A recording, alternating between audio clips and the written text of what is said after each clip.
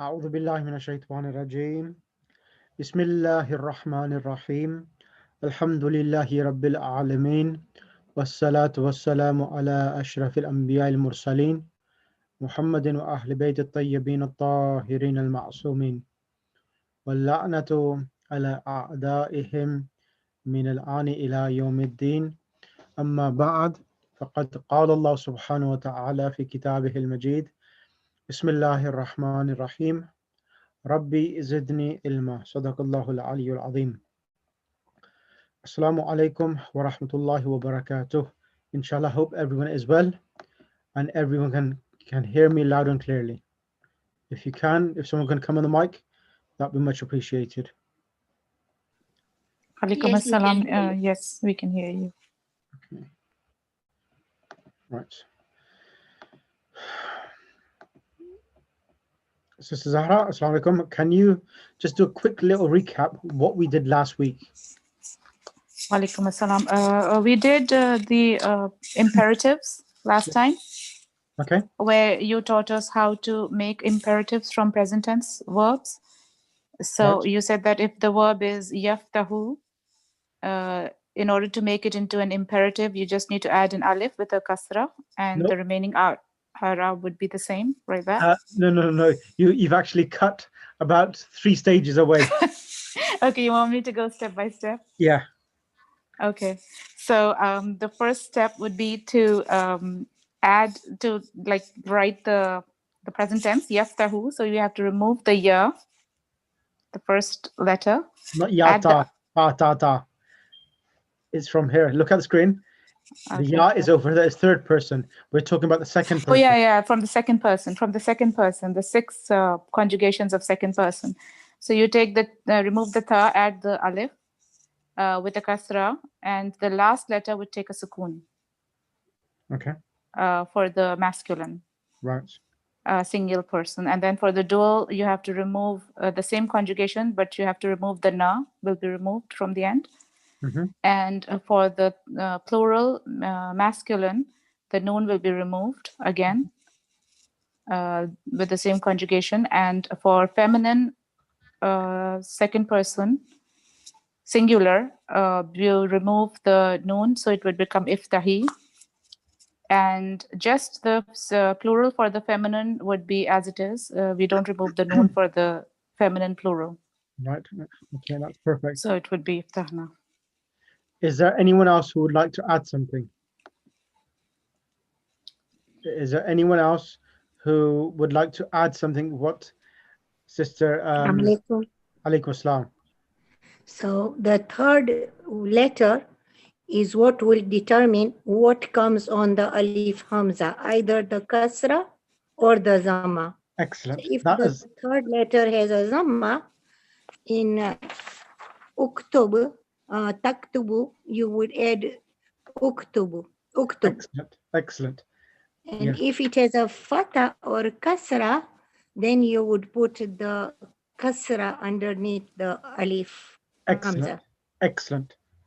Jazakallah, sister. That was one point which Sister Zahra missed, which I just wanted to see whether anyone picked that point up. That was very good. Okay, right.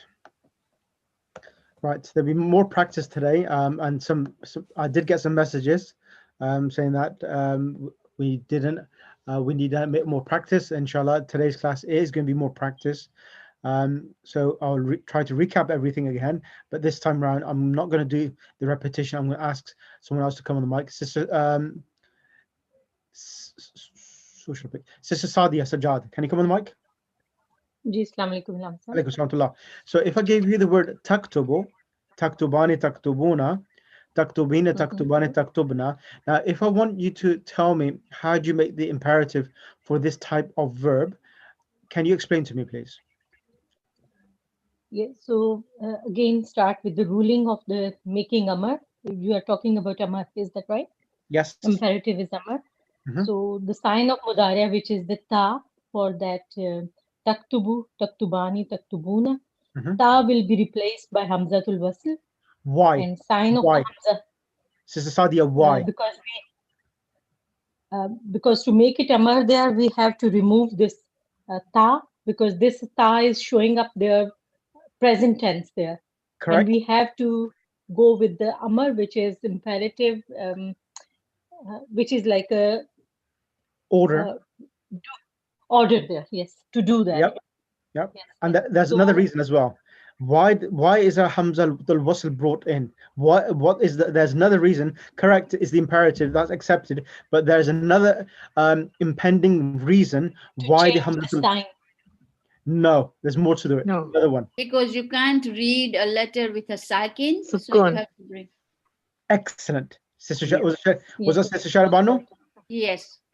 Excellent, yes. Because the kaf is with sukun, once you remove the ta, you cannot begin a sentence with a sakin. So because of being sakin, you need to bring the hamzatul wasl so that you can pronounce the word.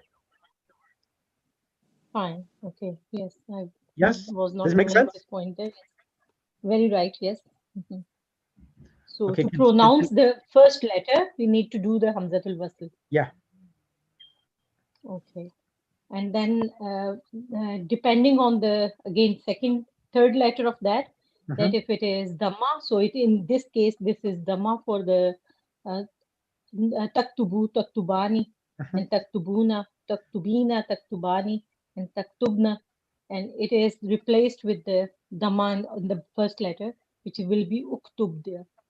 So Uktub, Uktuba, Uktubu, Uktubi, Uktuba, and then which is the monas, plural will remain same.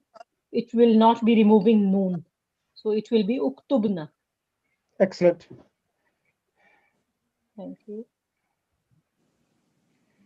Can I ask you something, Sheikh? Yes, go ahead. Who's speaking? Zina Jan Muhammad. Yes, Bismillah. Okay, if it's taftahu, then why does it become iftah and not aftah? Okay, Sister Zinat, you're jumping about 3 classes ahead of me. Okay. So I will. Okay, I'll wait. I will do that. I think you have done Arabic before, correct? No. No. Okay. Then it's a very good question you've asked. I will answer that question, but not yet, because Okay. the reason why, because that verb is coming on a different pattern, Okay. and there's a basic structure, there's a foundation pattern, and there are secondary patterns as well. Okay. So inshallah, for example, you know when you say, let me give you an example.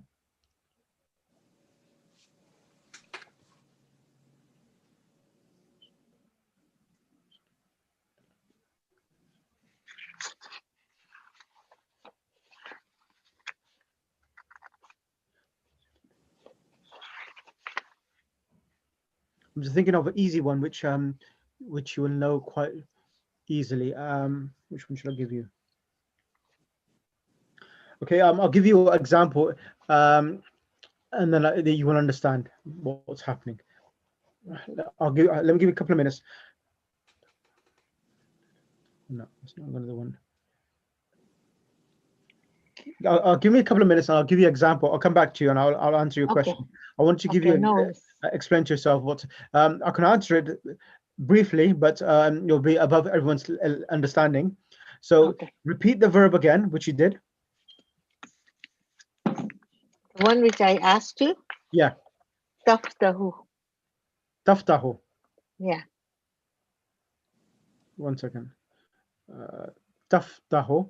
And why is taftahu? The imperative is what was the so the imperative? Yeah, it was iftah, right? Because Yes. we did kasrat. So why not fatha? Because the third letter is fatha. Yeah. So the reason why, okay, that's easy to answer. So this question here. So whenever the ayn, in the Arabic language, so the middle letter so let me go to it. This one here.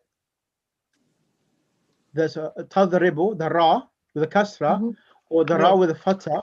Now, what's happened is that the Arabs, grammarians, they have fixed formulas of what structure the Hamzatul Wasl will form and how it will be constructed. So they decided that any verb's middle letter comes with a fatha or a kasra, the Hamzatul Wasl will only be given a kasra.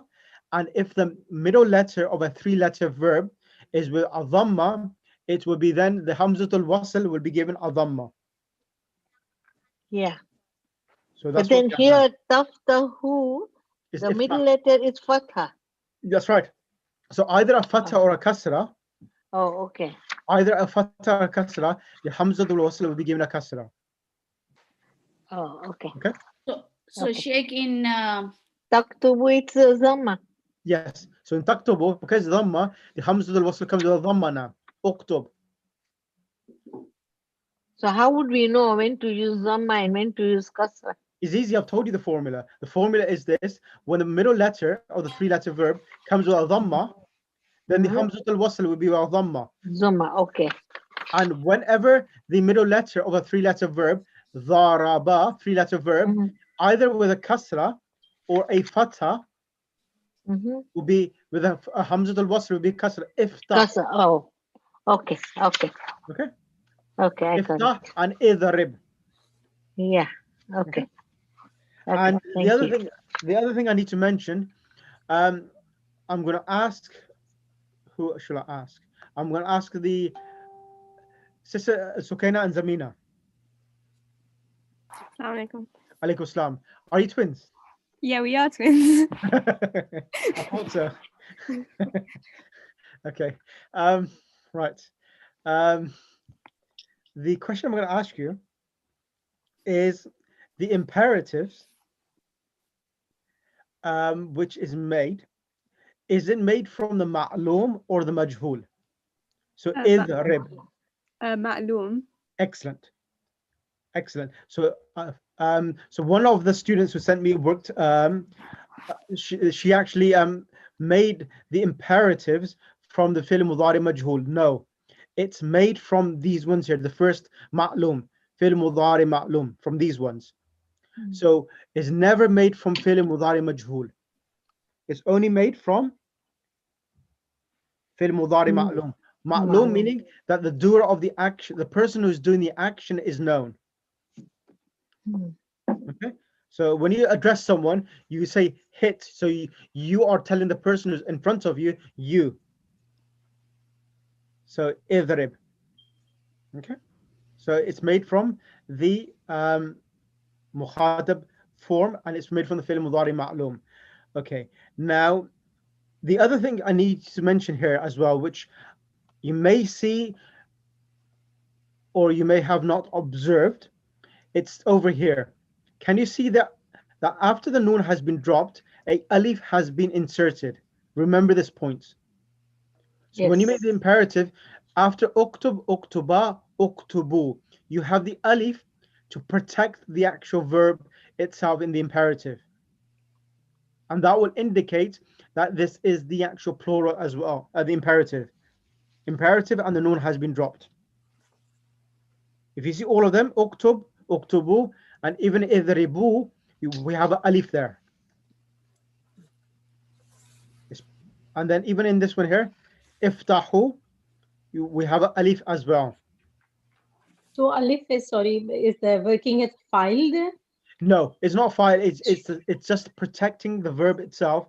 So for people to confuse it with something else. So this is like a spelling we have to do like this way. That's right. That's right. That's right. Okay. Sheikh, could it be that the wow should not be joined as wa, like and? Yes, that is right. That is right. Yeah, so it's basically trying to remove any confusion that people start joining iftahu and make the wow silent and join the hu with the next word which is coming it. So that's the reason why they put the alif there, so the wow can be pronounced fully. So iftahu instead of iftahubna or something like that. So that's the reason why they had to put the alif there, just to preserve the wow and after the noon is dropped. Okay, that's the one other point I need to mention. And now I'm going to do some practice. Is that clear for everyone now? Yes. I have Yeah. one question about the masculine Yep. third person plural. To make it into the command, you have to add an alif. Yep. So it looks a lot like the in the past tense when you look at the verb Yes. in the plural, Yeah. you have the same conjugation in the Yeah, past. you have the same conjugation, but you could tell that the alif is being brought in the beginning. This Mhm. alif here with hamzatul wasl on top, the dhamma there, that will indicate that this is the imperative. Okay. Okay. So the past conjugation will never have this alif with a dhamma on it. That's right. That's right. Okay. All right. That's right. Thank you. All of the actual past tense verbs, regardless of 5-letter verb or a 6-letter verb, Mhm. all of the fi'l madhi ma'lum will always have a fatha or a kasra. But they can have alif, right? They can have alif, yes. They can Okay. have But alif, that's it will fine. never have a dhamma with alif. That's right. That's right. Oh, okay. Thank you. Can I ask something, Sheikh? You know, Yes, in the alif, salam alaikum, alaikum salam. do we always have to write a hamza on top of the alif? Like some places I see there is no hamza, some Yeah, places. yeah. So when we are doing the imperative of the 3-letter verb, Mm, so whenever you make the imperative, it's hamzatul wasl. yeah. So you don't write the actual the swad on top of the alif. You only write it when you are doing. So in the Arabic text, there's nothing there. It's only in the Quran we find hamzatul wasl there. Okay. So when you read the Quran, we have the hamzatul wasl in the text form. But when you read Arabic text, they never write the hamzatul wasl there. Okay, because in your table, like in the anta and antuma and antum, you have the hamza there, but then in the imperative you don't have it. Exactly. So that itself, not having the alif without a hamza, that implies this is hamzatul wasl. Okay. Okay, having the alif, the hamza, like anta over here, Yeah. anta having the hamza on top, this indicates this is hamzatul qat. Hamzatul qat is that hamza, that alif, wherever it comes in the middle and so wherever, it's always pronounced. Okay. Okay, Mhm. that's the difference between the two. Okay. But that's the reason why when you see these here, there's no hamza on top of the alif itself. It just wrote alif and a dhamma itself. Okay, right. Test time. Sheikh, can I ask a question? Yes. Can you explain mudari ma'lum and the difference with majhul? What is the difference between these two? Right. Okay. Did we not do this 2 weeks ago? So Did we not do should I this? try? No, did we not do this 2 weeks ago? No, not last week, the week before, when I did the Madi Majhul and the Mudari Majhul. No? We did it, but I just wish to Yeah, that's fine. refresh. Yeah, no, that's fine. That's no problem. Okay, now let me explain. Now, you have, first of all, let me explain. I'll start from scratch and explain everything. Now, in any language, you have 2 types of verbs. So if you want to write this down as dictation, you can, but listen to it carefully so that you absorb everything. Now, in every language, you have 2 types of verbs. You have one verb which completes its meaning with the doer, meaning the subject. For example, I went. Now, in this example, I went, it doesn't require a object.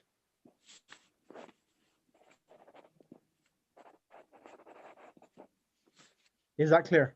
When you say I went, it makes sense. It makes complete sense. It doesn't require an object upon whom the action of the verb is being performed on. Yes. Yeah, okay. That's one type of verb. Now, the second type of verb is that verb which requires a doer and a object. Requires a doer and a object. For example, Zaid hit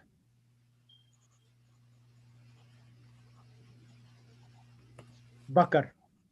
Zaid hit Bakr. So in this example, we have Zaid who has performed the action or the verb, and Bakr is the object. In Arabic, an object is called maf'ul. Mim, fa, ain, waw, lam. Mim, fa, ain, waw, lam. Maf'ul. Is that clear? So when you say Yes. Daraba Zaidun Bakran, Daraba Zaidun Bakran, Zaid hit Bakr. Okay, is that clear? So you can see it as a verb, and you have a doer and an object upon whom the action has been done. Is that clear? Wakarma, yes? Yes. So both of these verbs, both of these examples of verbs are classified as fi'l ma'lum. Fi'l ma'lum meaning the doer of the action is known. The doer of the action or the verb is known in both of these verbs, okay? Is that clear so far?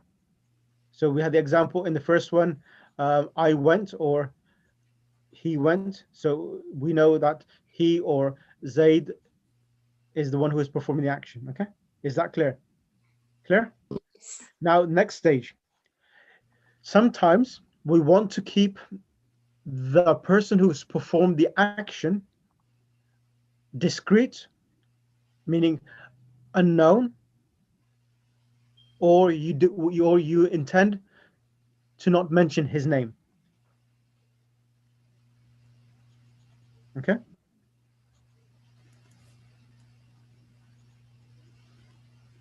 But the person who is the victim of the action is being mentioned. Is being mentioned. I.e., for example, i.e., Bakr has been hit. Bakr has been hit. What's happened now, Mukarrama? Sure. What's happened now in this example? Bakr has been hit. Who did the action of hitting upon Bakr? Not know who did the action of hitting Bakr. Exactly. So this is called majhul. When the doer of the action or the verb is not known, but the person upon whom the doer did the action is known. So Bakr has been hit. Who hit Bakr? We don't know. So this is called mudari majhul. Okay, is that clear? Yes. So yaktubu, for example, Yeah. yaktabu aliyun risala. Excellent. Yaktubu aliyun risalatan. Ali wrote a letter. Ali is right. Ali is writing a letter. Sorry, Ali is writing a letter. Yes, that's correct. And yuktabu would be yuktabu risalatun. We don't know who wrote. Exactly. Only the letter was Yes, written. that's right. The letter is being written. Written. Yeah.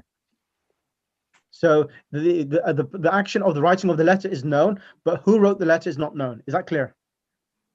Yes. So in that. One point before you come forward. Now then, all of these verbs here, yuktabu, yuktubane. So here, the huwa dhamir, the huma, the pronoun huwa, huma, hum, they are not the fa'il, but they are the majhul. They are called the maf'uls. So they are the people who have become the victim of the writing or what is being written.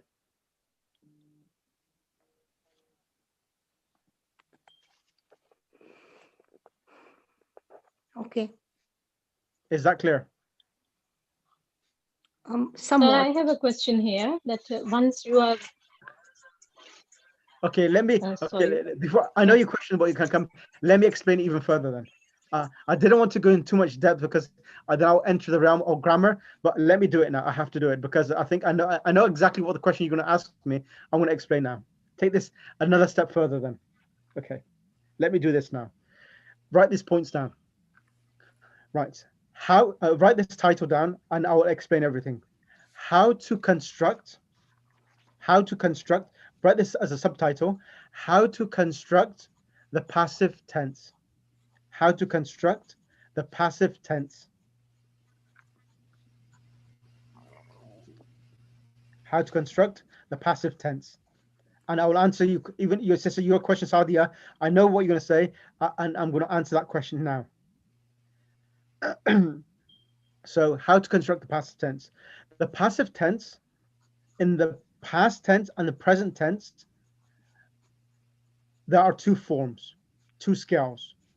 One scale for the past tense is fu'ila.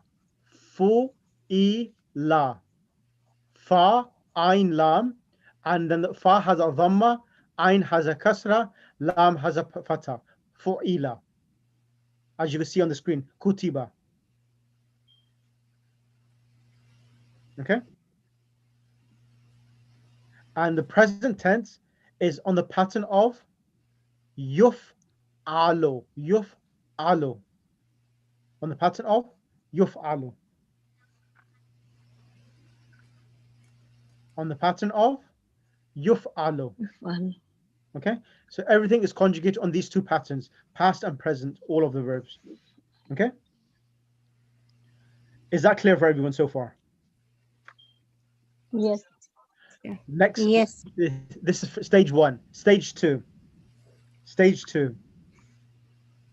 The passive verb is only made, the passive verb is only made for those verbs, for those verbs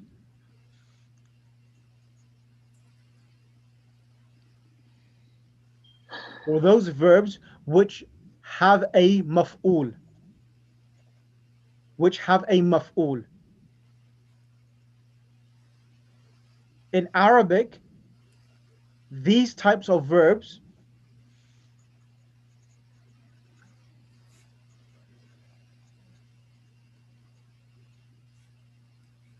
are called muta'addi. Muta'addi. Should I write this down in the chat box? Should I write this in the chat box or Yes. okay, give me 2 seconds. I'll write that down now.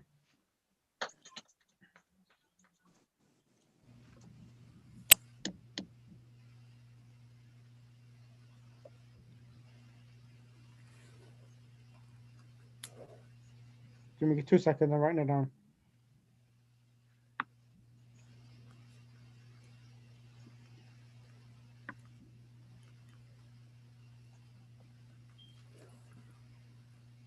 Sister Zahra has already written there. Okay, she's faster than me. Okay. I was just trying to help. I'm Thank sorry. you. That, if you don't, thank you. فعل متعدي and فعل متعدي. Okay.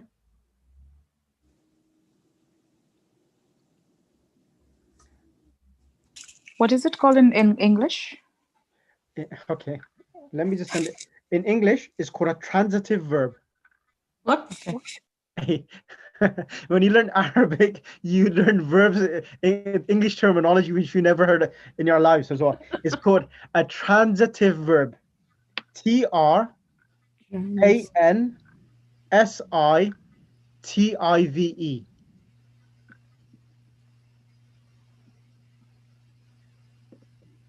A transitive verb.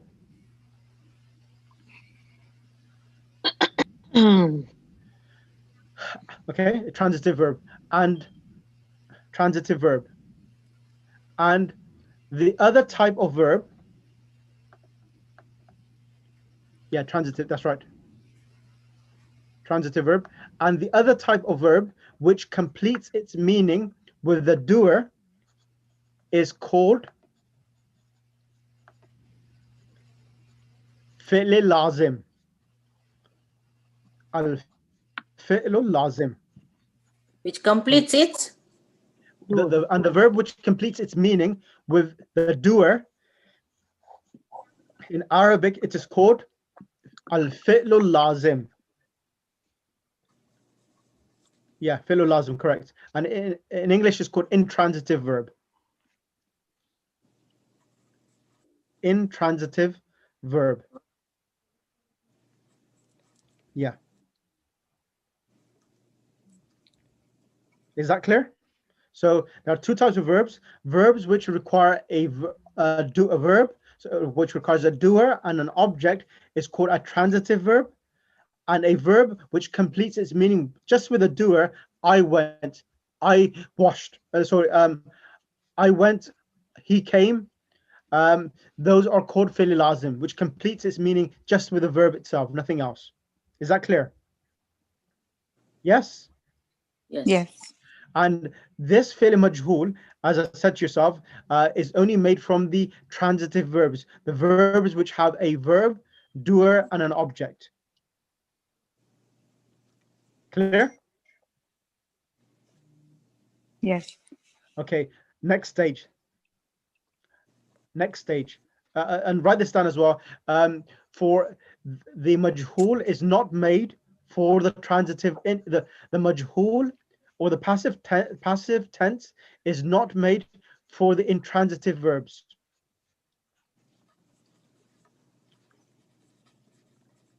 I.e., for example, he went.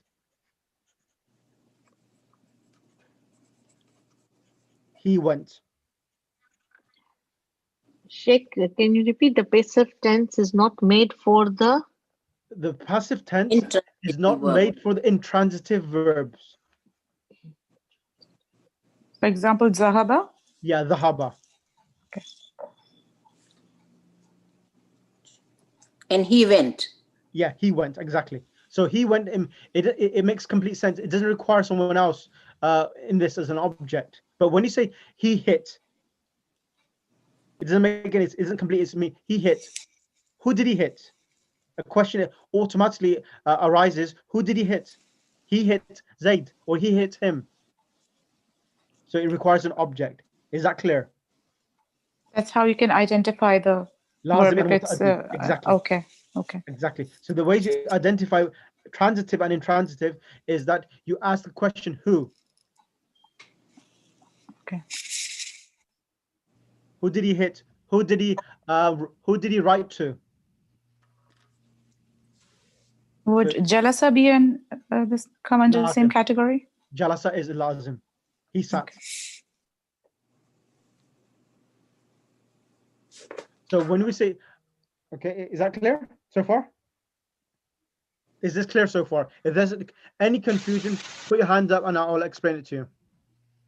So, Sheikh, majhul or passive tense is not made from intransitive verbs. Intransitive verb, meaning fi'l lazim. Write that down in Arabic. Fi'l lazim, meaning those verbs which complete its meaning with the doer and the verb.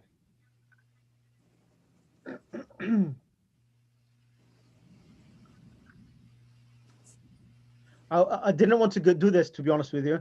The only reason I'm doing it is because of Sister Mukarrama. So she's to blame. I wanted to keep it light until I reach the second level to go through this detail, because she asked the question and I've been trapped in this and I have to answer, otherwise you'll be confused. Okay, okay, got it so far? Yes? Now, this is stage number 3, yes? Yes? Yes, this was 3. Yes, stage number 4. Stage number 4. Stage number 4, write this down in Arabic and then I'll explain to yourself. Kataba Aliyun risalatan.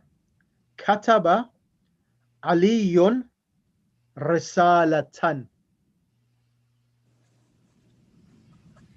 Kataba Aliyun risalatan.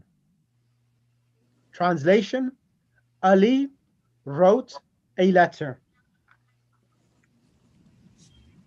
Ali wrote a letter. Ali wrote a letter. Has anyone wrote that? Ali kataba aliyun risalatan. Ali wrote a letter. Yes, everyone done it? Yes. Yes. Kataba aliyun risalatan. When constructing the passive tense, of this example, when constructing the passive tense of this example, when constructing the passive tense of this example, Maulana, just slow down a bit. Sorry. yes. Okay, where have you reached?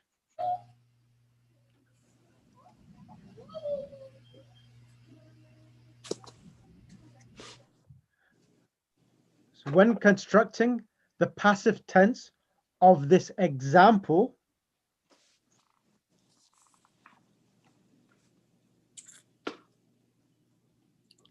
when constructing the passive tense of this example, the word or the noun Ali,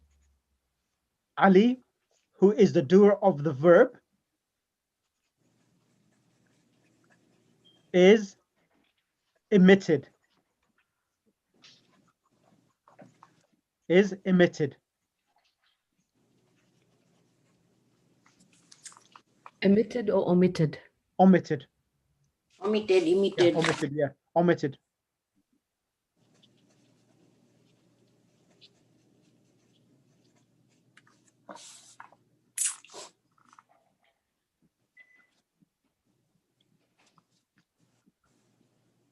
Is omitted. And then and then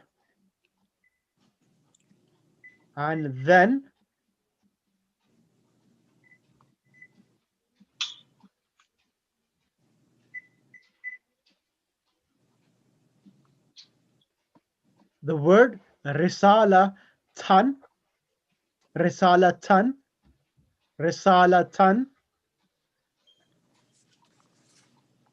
and then the word risalatan, which had two fatha tanween,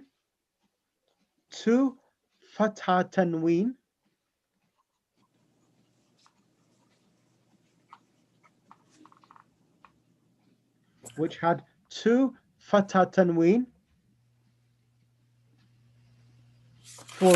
for being the object of the verb daraba, for being the object of the verb daraba. Take its kataba. Kataba. Oh yes, sorry. Kataba, yes, sorry. Kataba, being the object of the verb kataba,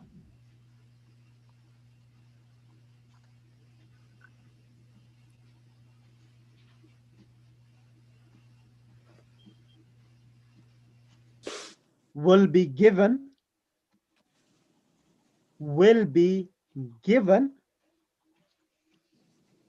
a dhamma tanween.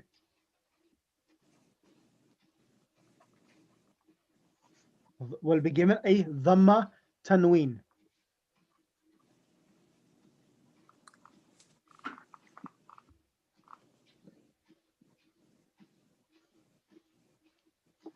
Will be given a dhamma tanween. So it won't be given fatha tanween. It will be given a dhamma tanween. Exactly. So originally it had a fatha tanween. So the fatha tanween is going to be changed on the word risalatan to a dhamma tanween. Risalatun. Risalatun. So it will be kutiba risalatun. Yes. Who said that? Zora. Yes. I'm doing it for stage by stage. So you're right. You're right, but I just want to. I'm literally teaching grammar. It's a grammar class now. It's not Arabic language class. It's a grammar class now. What I'm teaching, which is what I'm teaching you now, is a year. What should I say? This is pretty much like end of year 1, beginning of year 2 class level. I'm teaching now. So, Sheikh, the conjugation of risalatun would conjugation of kataba would depend upon the risala, right? So it would be kutibat. You, why do you have to say that one? Yes, you're right. That's the next thing I was going to explain now. Okay. Give me 2 seconds, Zahra. You've actually read something up, yes? We did that earlier. I remember doing that with you. Yeah, When we were doing the object and the subject. Yeah. Let me just finish that stage Can off you now. repeat? I'm completely lost. Okay, yeah, let me clear. And then the word risalatan, which had 2 fatha tanween for being the object of the verb kataba, will be given dhamma tanween risalatun,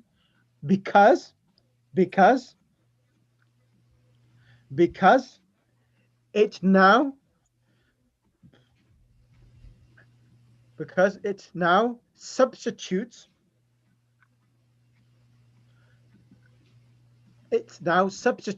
the place of the doer of the verb.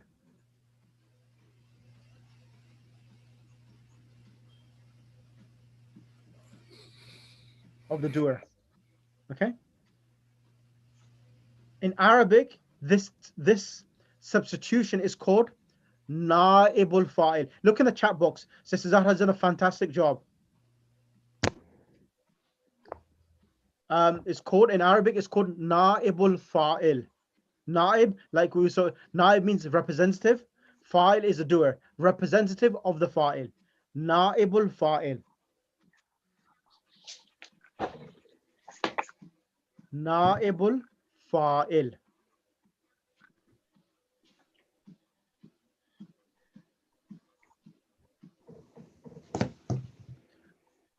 Na'ibul fa'il. So Sister Zahra, normally when you write na'ib in Arabic, you have a chair for the hamza to write the hamza on top, but you wrote it without the actual chair. I don't have that in the keyboard, that's why. Yeah, I think you have to press shift. If you press shift and the hamza button, then it will give you a chair. Okay, I'm typing from the phone though. Acha. So. Yeah, even on the phone, if you've got a smartphone, if you go to the space bar, if you go to the actual space bar, I'll do it. I'll do it. No, I'll do it now. Don't worry. Okay.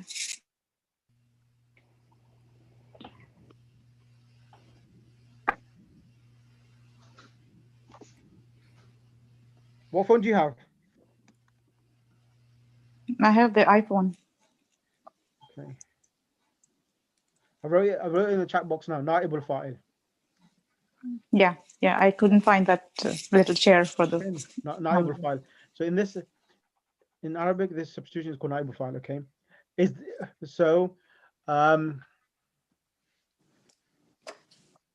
not. Okay, is this clear so far, everyone? So example, kataba aliyun risala. Let me repeat this. Listen to it carefully. Kataba aliyun risalatan. So Ali was the doer of the verb of writing. Risalatan was the object.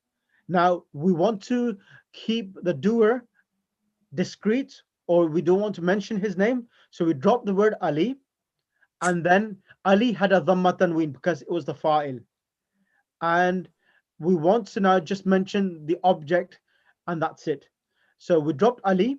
Risalatan had the fatha tanween because it was the object of the verb dharaba.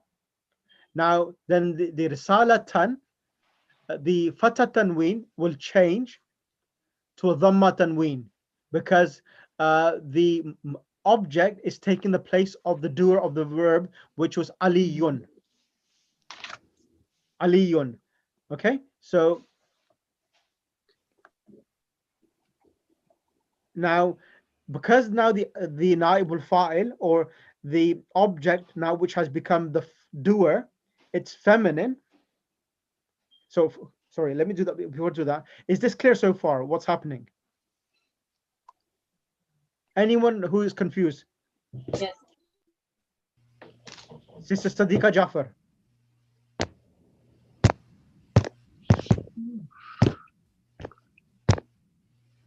Sister Sabira, is it clear for you or not? No, it's clear now. Now it's getting there. Yeah.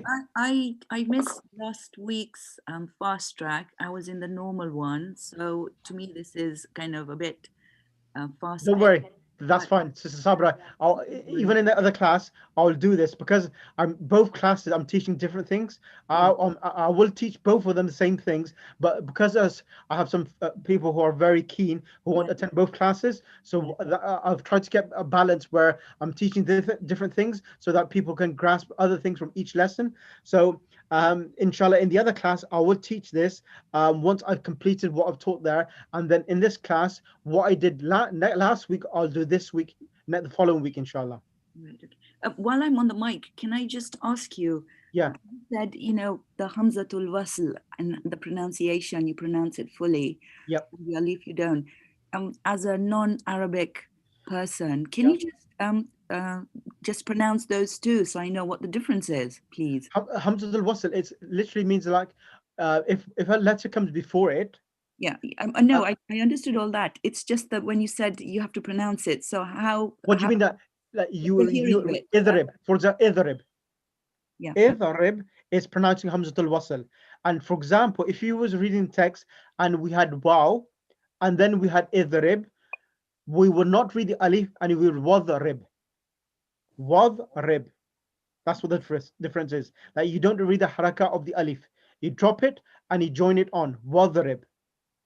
Okay. There's no letters that there's no words that just have alif and say like I don't know a word without the hamzatul wasl. I just wanted to hear what the difference was in the pronunciation, but I suppose there isn't a word without. Yeah. So what happens is Hamzatul Wasl and Hamzatul Qat is just the alif. So sometimes the alif is Hamzatul Qat is the alif is pronounced akrim, for example, akrim, and Hamzatul Wasl is that alif which is dropped when it's in the middle of the sentence or the end of the sentence. But if it comes in the beginning of the sentence, it's recited idrib. Okay. So there's no difference in the hearing bit. I can't hear. Idrib. So idrib, you were given a kasra to the alif, and if it's in the middle, wadrib. We're not pronouncing it at all now. Okay. Wadrib. So the alif is dropped, and we join the waw with the vad. Okay. Thank you. Okay. Is this clear so far? This discussion with Naibul Fa'il. So far, is this clear? Yes, sir, it's clear. Okay, now let me one more thing. Now remember this point. Now, due to the word risalaton,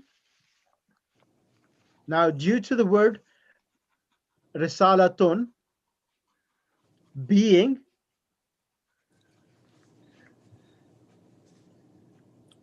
in the place of the doer of the verb,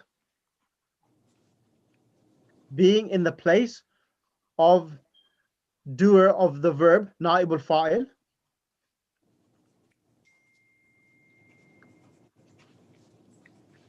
and it is feminine,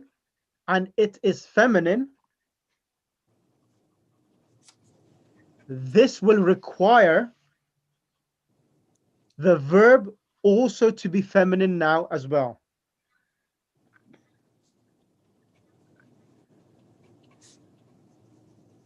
This will also require the verb to be feminine as well.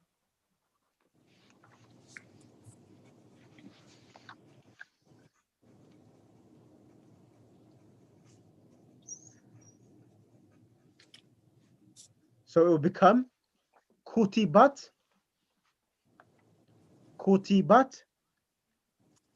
risalatun. Kutibat risalatun. Kutibat risalatun.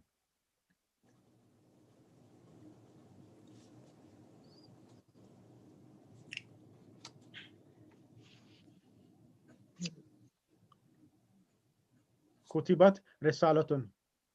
Originally, now how about this? Originally, the verb was masculine. Originally, the verb was masculine due to Ali. Due to Ali. Due to Ali. So it was kataba aliyun risalatan.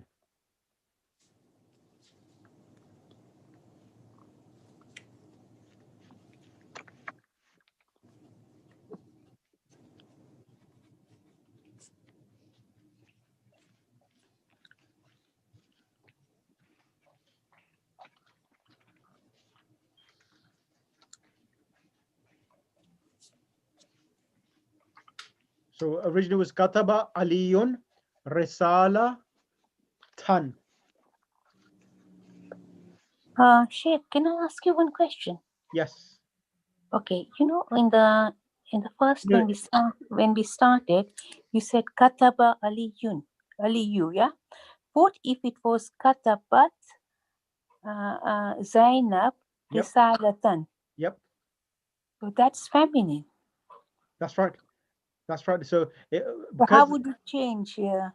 it wouldn't change. It will remain the same because there's no need to change because the person who did the action was a feminine and the person who received the action was feminine. There was no contradiction of verbs, so that there's a correlation. Because there was a correlation, there was no need to change the actual verb itself.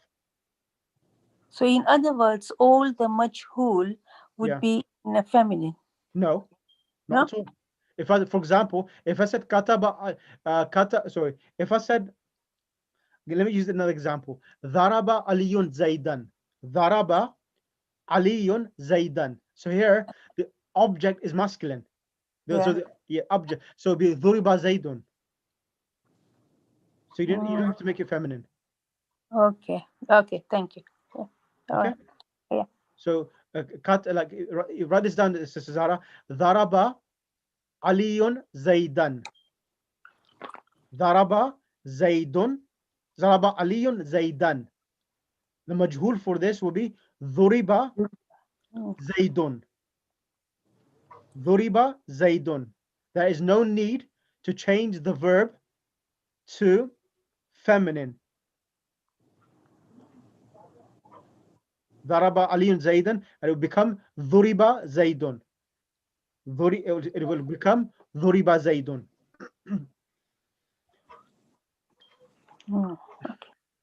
Is that clear now? Yeah. Now, Sister Sadia's question, which she was going to ask me, I knew what she was going to ask. Now, all over here, yuktabu, yuktabani, yuktuban. Now, these here, huwa, huma, hum, all of these here, these are the different individuals who are being hit. Here is one person who has been wrote to. Here are two people. Here are more than three people. So these are the maf'uls now, taking the place of the fa'il.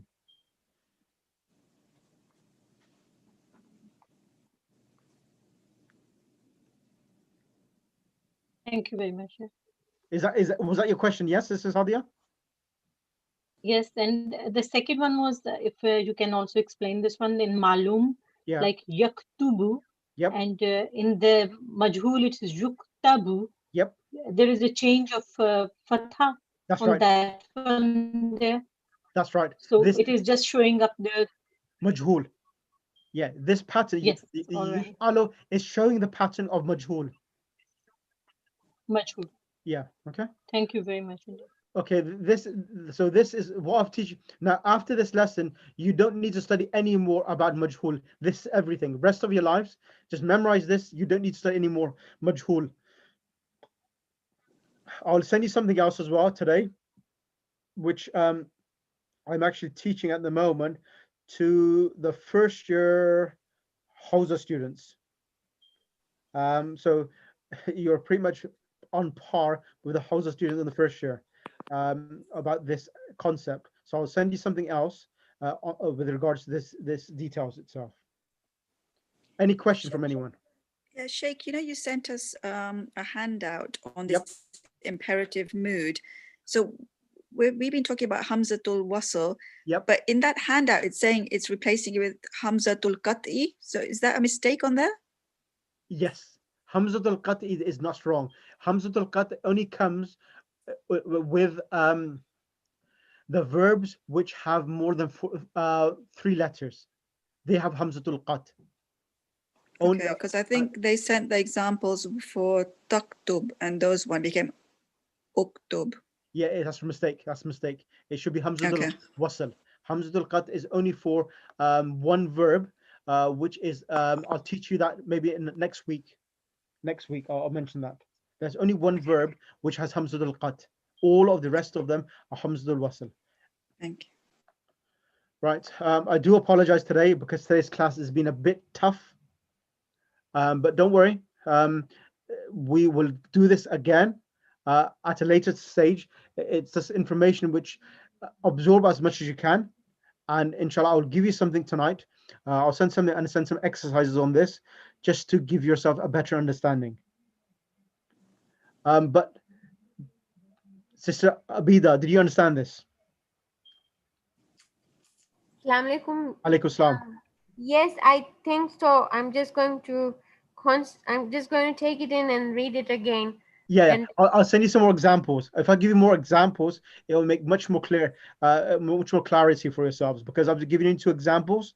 It requires more examples to make this more clear for you. thank you. Sister Sukaina Khalfan, is that clear for you as well? Sorry, I joined the class late. I will have to listen to the recordings. I'm sorry, Sheikh. I lost track of time today. I joined at 1. I was totally at a point where I wanted to ask you, but then I realized my mistakes. I had asked you the question when I had sent you my work, and I realized the answer is that I have to look at the third letter. And I mean, I know that as an Arabic rule, as when you're reading Quran, when you have an alif, you have to look after the sakin to the next line. It's the same thing. I just, when I'm doing homework, I forget everything. It flies out because it's a lot of work that you have to put in. And I hope I can do it because I think is that this class itself, sisters, are you also with Sister Zahra Jamal, the Quran class as well, which you're doing? Yes, we are there. I think Sister Masuma Hassan is there too. I've seen her. So what's going to happen is that what I'm teaching you now, this will give you the foundations for that course. It does. But what I'm saying is, even though you give me the foundation, even though I know the answer, it's a lot of information for me. Maybe it's my age. I keep forgetting stuff, and I'm like, I have to go back. No. What you need to do is that you need to make your, as I requested everyone before, go into pairs of 2s or 3s and arrange a time amongst yourselves and just go over things. The more you repeat things, the better you will know and memorize things. Okay. Thank you so much. Thank you. I've answered the mistakes which you made. I've answered them today in the lesson as well, about that the imperatives are made from fi'l mudari ma'lum, not from fi'l mudari majhul. If you check your paper, you'll see something there. Oh, I was the student that messed up. Oops, I didn't know. Sorry. Okay. Sorry. I see. Okay. All right. So it was me in discussion. Okay. Thank you. I will take a look at it. I thought, oh, poor lady, whoever she is. Okay. Thank you so much. No problem. All right. Okay. I'll take a look at it. I wasn't paying attention. Now I should. Okay. All right. Okay. I'll do that. Okay. Right. Okay. Right. I'm not going to teach anything more. I'm going to repeat everything again, just to try to absorb everything in for yourselves now. Okay. Right. So, fi'l mudari majhul and madi majhul. So they are. So when we have example, kataba aliyun risalatan. Everyone looking at your papers. Kataba aliyun risalatan. I'm going to pick on, who should I pick on? Who is the weak link? Sister Sadiqa D. Sister Sadiqa D. Assalamu alaikum, sister. Walaikum salam, Sheikh. How are you? I'm good, thank you. Alhamdulillah. Did you absorb everything today? Yeah, because what is, I've missed a lot of your lessons, I must say, but I've done a lot of this previously, many years ago. So it's all coming back, but I actually really understood the lesson. I'm just not used to the Arabic terminology because I'm used to the English, like the transitive and intransitive and things like that. Yeah. So I'll use English terms as well. yeah, Because excellent. Yeah, I want to get familiar with the Arabic terms, which is so this is quite good. that's brilliant. Okay, so for example, now when we have, now let me go through this again and make it crystal clear for everyone. When we have kataba aliyun risalatan, now we have kataba. What is kataba? To Kataba write. is a verb, correct? Yeah, verb. Yeah. Aliyun is what? A noun. Yeah. It has aliyun has a dhamma tanween, correct? Mm-hmm. Yes. Yeah. It has a dhamma tanween. Yes. Why does it have a dhamma tanween? Because it's a doer of the verb. There's a ruling in the Arabic language that every doer of a verb gets a dhamma tanween. Correct? Yes. So kataba, aliyun is masculine, kataba is masculine as well. Mm-hmm. So that's the reason why there's a correlation between the two. Yeah. Now the object is risalatan, and the ruling in the Arabic language, every object it gets a fatha tanween. So that's the Yes. reason why it's kataba aliyun risalatan. Now Yes. the translation, Ali wrote a letter. Now if you want to say a letter has been wrote, a letter has been written, so past tense. Now Yes. Ali has to be dropped out. Ali had a Yeah. dhamma tanween. Now we are now then have to change the object and make it the substitute of the verb, because when you translate in English, we're saying a letter has been written. A letter has been written. Who wrote the letter? We don't know, but we know the action of writing a letter has been done. Is that clear? A action of writing a letter has been done, but the person who did it, we don't know. Siddiq, are you there? Yes, I'm there. I can understand. Yeah. So then what happens is that the risala tan, being an object with fatha tanween, it changes and gets a dhamma tanween, becomes Yeah. risalatun. So it becomes katabat risalatun. Kutibat. Kutibat, sorry. Yeah. Yeah. So Kutibat the risalatun. form for the passive tense in the past tense Yes. is Yeah. fu'ila. Kutibat. Yeah. And because now risalatun is becoming the substitute of the verb na'ibul fa'il, yes. because it's feminine, the verb has to also now become feminine. Originally it was kataba, it now has become kutibat because of risalatun. Yeah. So kutibat risalatun. Kutibat risalatun. Another, for example, another example, our two sisters, next one, Siddiqa Asaria. Sister Siddiqa Asaria. Assalamu alaikum. Alaikum salam, sister. How are you? Alhamdulillah, how are you? How are you coping? This the second part of this lesson is quite difficult, so I'm going to have to rewatch it. And I'll send you some. I'll send you I'll take a sheet, a sheet or a diagram. In the next 5 minutes or so, I've got it with me, and I'll send that across to yourself. The reason why I've done it this way, well, I didn't want to teach this. It's only because Sister Sadiqa Mukarrama pushed me towards that. She wanted me explanation, and in that explanation, when I was explaining, it was not clear, so I had to explain the whole thing to make it much more clearer and transparent to everyone what's happening. Okay, now when we say dharaba aliyun zaidan, dharaba aliyun zaidan, so who did the action of hitting? Dharaba aliyun zaidan, exactly. Whenever there's a dhamma tanween on a verb, on a noun after a verb, it's always a doer of the verb. So Ali hits Zaid. Now I want to make it passive. So if I want to make it passive, I have to drop the word Ali because he was the person who did the action. Zaid is the victim. So Zaid has been hit. So you want to say Zaid has been hit. So Zaidan had a fatha tanween. It will change its fatha tanween to a dhamma tanween. To a dhamma tanween becomes Zaidun. Zaidun is masculine, and the verb originally was dharaba. So we change that to dhuriba, and because there's a correlation between dhuriba and zaidun, there's no need of changing the conjugation of the verb, so it suits each other. So we say dhuriba zaidun, Zaid has been hit. Yeah. Clear now? Yes? Yeah. Okay, alhamdulillah. Right, who needs a bit more? Okay, Khaira, I'm not going to ask everyone because it will take so long. So what I'll do, I'll send something across to yourselves today, in the next 5 minutes or so, or maybe in the next hour or so. That I'll send you some exercises. Do those exercises just to see whether you've understood it correctly or not. Is that okay for everyone? Yes. Yeah? So can I ask a question? Yes, sure. Yeah. So Zamma Tanween indicates that it is the doer of the Verb. action. Yes. Yes.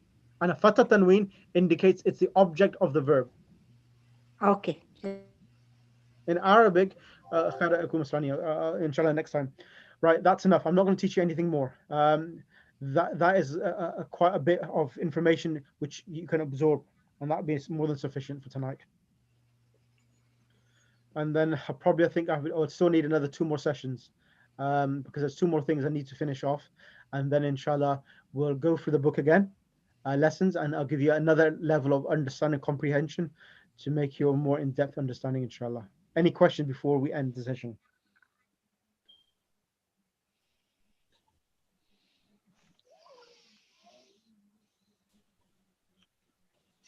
Any questions?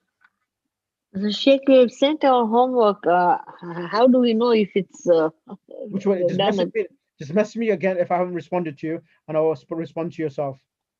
Okay, thank Just you. message me now, inshallah, I'll respond. Just if you don't get a response from me, just message me again, because what happens when I open a message and I say I'll respond back, then another 15 messages come on my phone, and then I can't. Then it's a whole list of finding which person I sometimes miss it. Then so yeah, just message me again if I don't respond to you.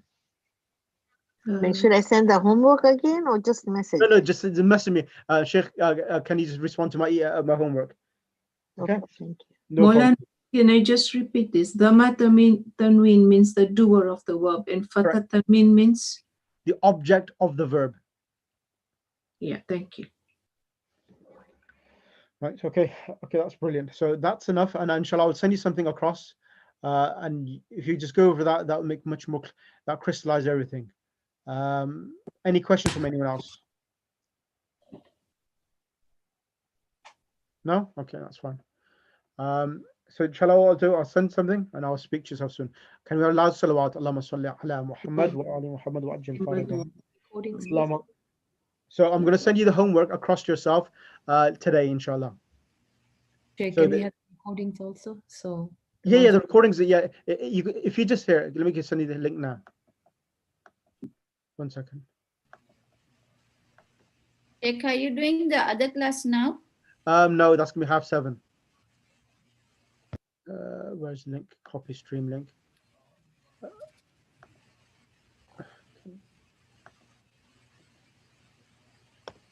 That's the link itself. I've sent the link in the group. So inshallah, yeah, I'm gonna do the class 7:30. So with them, I'm gonna now do what I was gonna do with them. Yeah, I'm gonna start the passive with them now, because I did something else with them before. Okay, اللهم كن لوليك الحجة اللهم صل على محمد وآل محمد اللهم كن لوليك الحجة من الحسن صلواتك عليه وعلى آبائه في هذه الساعة وفي كل ساعة وليا وحافظا وقائدا وناصرا ودليلا وعينا حتى تسكنه أرضك توعا وتمتعه فيها طويلا واجعلنا من أنصاره وشيتك وجندك برحمتك يا أرحم الراحمين اللهم صل على محمد وآل محمد وعجل فرجهم. Jazakallah. So inshallah, if anyone wants to join the other class, by all means you can join the other class. There is no exemption on anyone. Jazakallah Sheikh. So, but you're going to do the passive tense again, the same thing that we did, right? No, I'm gonna what I did with the other class, you know the verbs ahabba yuhibbu. Yes. I'm actually doing the basic construction of that at the moment with them. So once I've done that, I need to practice the basic structure. Once I've done that, then I'll do the passive, past tense, and the present tense. Now with yourself, what's happened today's class, I wanted to actually do more practice on the imperatives, but because we went on slight divergence, I wasn't able to practice. So next week I want to practice the present imperatives. Once I've practiced the imperatives, then I will do ahabba yuhibbu and babi if'al with yourselves, which is the 4-letter verb, inshallah. Okay, okay, yeah, because that was the thing that I missed. I had asked you last time, which you had done, I think, with them last Yes, week. that's Yeah. right. Okay. That's right. Okay. Okay. Jazakallah. Thank you so much, sir. Jazakallah. Thank you, Sheikh.